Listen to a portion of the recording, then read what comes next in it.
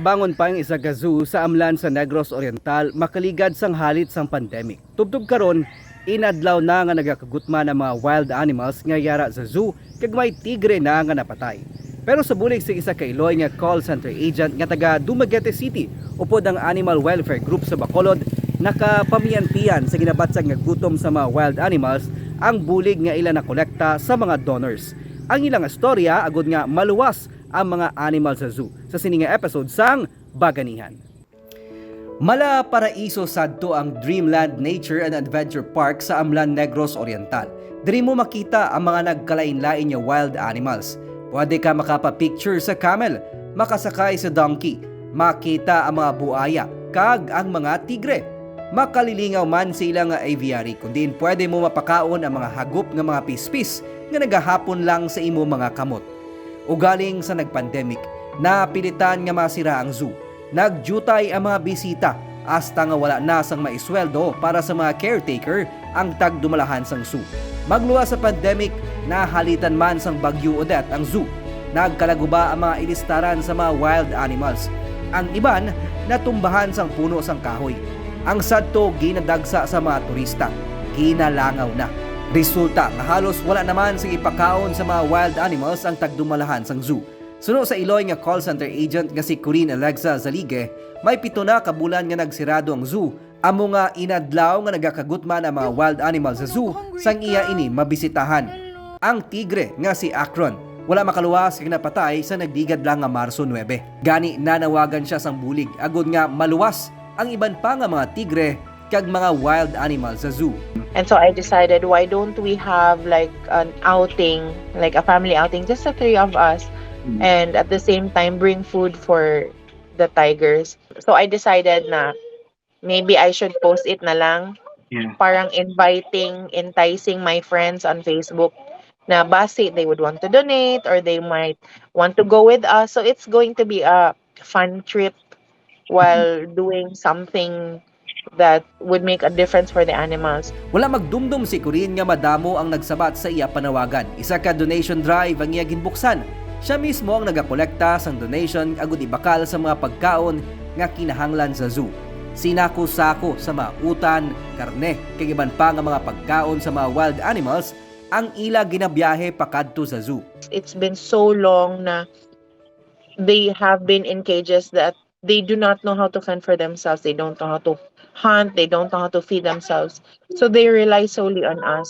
And if the management is unable to provide that food because of some constraints that they have and some challenges, then we need to step in as not as just me, but in general as human beings, because that's what we do. That's what we're supposed to do. Because in the first place, they're not supposed to be there. Ang panawagan ni Corinne, ang madasing man nga nakalabot sa katapos ang community animal rescue efforts sa CONCARE nga nabase sa Bacolod. Sila man karon ang naghimo sang donation drive kag nagapangolekta sa mga pagkaon nga sarang madonate sa zoo. Suno kay Ai Gamboa, Vice President sang CARE, tuyo nila nga bisitahan kag personal nga mapakaon ang mga wild animals sa Amlan Zoo pagkatapos sang Semana Santa. Hindi kami actually katulog. The whole group, from day one it was posted on social media. Tanan kami are worried. Tanan kami hindi ka pakali what are the situation of the animals there right now. So like example, like si Corinne nag-message sa amon nga 3 days na wala pagkaon, starvation. It's ang animal lover makaitsindig, I don't know with the others, pero ang kasakit ba tiyagon nga the animals are starving. So we wanted to deliver foods. Magluwas sanday Corinne kag sa katapos ang CARE, may mga individual man kag iban pa nga grupo sa mga nagabisita sa zoo ang naghahatag sang donasyon para sa pagkaon sa mga wild animals kag para man sa sweldo sa mga caretakers ng zoo. Hopefully, ginagusto naman ni somebody will take over of the zoo and rehabilitate the zoo and take care of these animals. Kaya isa pag they can no longer be released to the wild.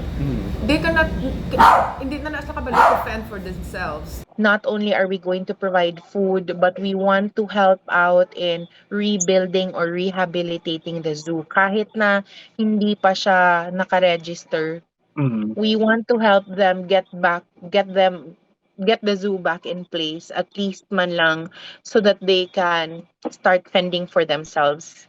Diba? Because donations can only last some time. Antes pa man ginpatay si Governor Ruel Digamo. Nangayo na sang bulig ang pamunuan sang park agud nga ma-rescue ang mga wild animals. Nagpadala ginayon sang veterinarian ng provincial government para matanaw ang kahimtangan sa mga wild animals. Tuyo man kun tani isang gobernador nga magpalabot sang bulig pinansyal para sa zoo. Naahang pa naman na daykurin nga temporaryo lang ang ila mahatag nga bulig para sa mga wild animals. Nagahinyo sila karon sang bulig halin sa iban pa nga mga local government unit kag bisan sa national government sa tuyo nga ma-rescue ang mga wild animals pinagi sa adoption o kung anuman nga paagi para hindi sila mapatay sa gutom o kung sa kakulang sang proper health care. How does it feel na a lot of people responded sa sa naging panawagan nyo earlier? Humbling. Very humbling and overwhelming. But also very encouraging. There are so many things that people can do. First, they can help share and promote awareness that the zoo exists, that it needs help from everyone. They can visit themselves. Nagapati sila nga pinaagi sa pagbinuligay, may paglaom pa agud mapangapinan kag masalbar ang mga wild animals, ilabi na ang yara sa ila nga mga hawla. Hindi mo kinahanglan mangin gamhanan o kon may ikasarang agod makabulig sa imo isig katawo. Bisan ako o kon ikaw, pwede mangin baganihan. Ako si Nico Delfin, magadala sa mga istorya sang paglaom kag pag-asa sa kada simana.